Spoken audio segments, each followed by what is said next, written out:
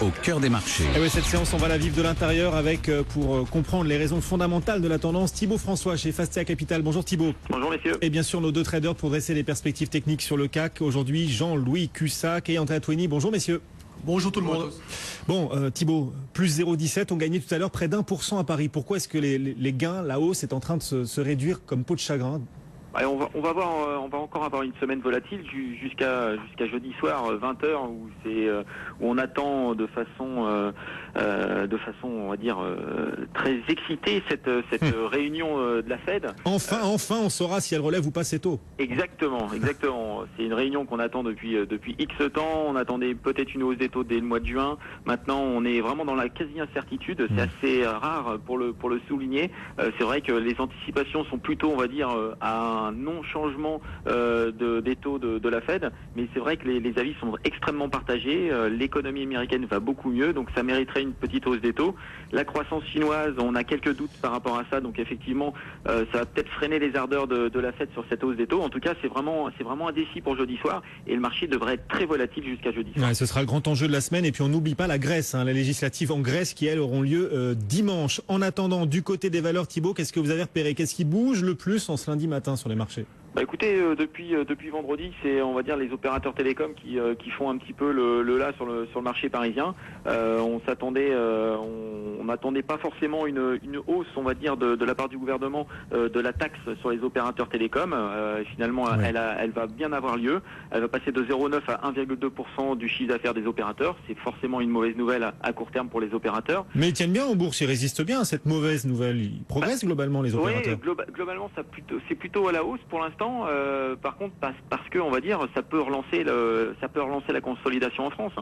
Le fait d'avoir des taxes additionnelles, ils vont essayer de chercher des synergies, et les premières synergies que l'on peut trouver, en tout cas l'impact évident, c'est vraiment la consolidation en France, de passer de 4 opérateurs à 3 opérateurs.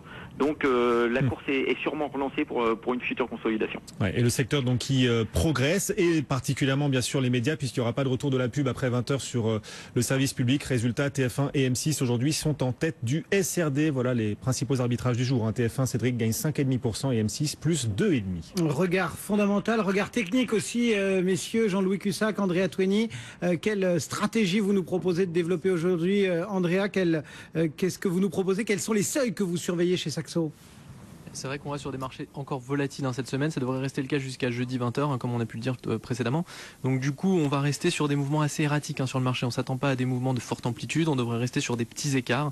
Du coup, les niveaux qui sont à surveiller, sur le CAC, on a toujours cette résistance qui est à 4600 points.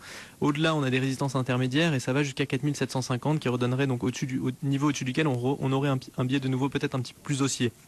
À l'inverse, on a toujours ce niveau 4550 sur lequel on hésite depuis vendredi. On hésite encore d'ailleurs ce matin. On a vu qu'on tourne autour de ce niveau. On doit être très proche d'ailleurs en ce moment au moment où on parle. Et à l'inverse, si on venait au-delà, si on venait à casser ce niveau, on a la zone 4495-4500 qui, si elle venait à être franchie, on pourrait avoir un nouvel excès de faiblesse un petit peu plus important. Pourquoi pas en direction des 4300 points. C'est pas le scénario qu'on favorise jusqu'à présent, parce qu'il devrait y avoir encore beaucoup de volatilité d'ici la Fed. Donc encore une fois, beaucoup d'hésitation sur le marché.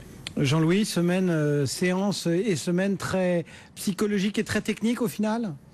Oui, bien sûr. Alors, ils vous ont pas tout dit, volatile jusqu'à jeudi, mais hystérique ensuite. C'est la suite logique. Donc hystérique dans tous les cas ou quand il y a les annonces, les marchés deviennent toujours un peu hystériques. Bon. Alors c'est toujours la vente qu'on essaye de faire le mieux possible. Ce matin, on avait proposé 98,5, on l'a fait, et on a même fait 97,5 pour essayer de vendre un peu avant.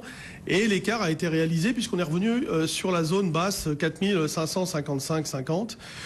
On va essayer de continuer, c'est-à-dire que si on retourne sous ces 4006, on va essayer de revendre à nouveau. Pour s'éloigner du danger, comme je vous le disais la semaine dernière, il faudra au moins franchir 4620,25. Tant qu'on est en intraday, dans la journée, en tout cas aujourd'hui, sous cette zone, on vend systématiquement, peut-être moins évidemment à 16h30 ou 17h, mais jusqu'à au moins 14h, systématiquement on essaiera de vendre sur rebond, sur des signaux. Il n'y a rien du tout. Le marché est totalement vide, ce qui explique l'écart important que nous avons déjà eu. Et le volume qui reste relativement modeste, on doit être autour de 500-600 millions.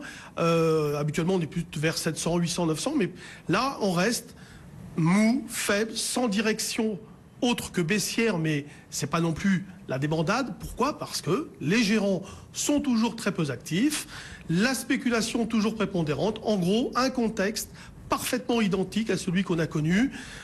C'est pas évident qu'on aille chercher 4005 aujourd'hui du tout. Il n'y a pas le moteur non plus à la baisse, mais c'est vrai que ça va plus vite à la baisse, donc on essaye toujours de jouer ce sens.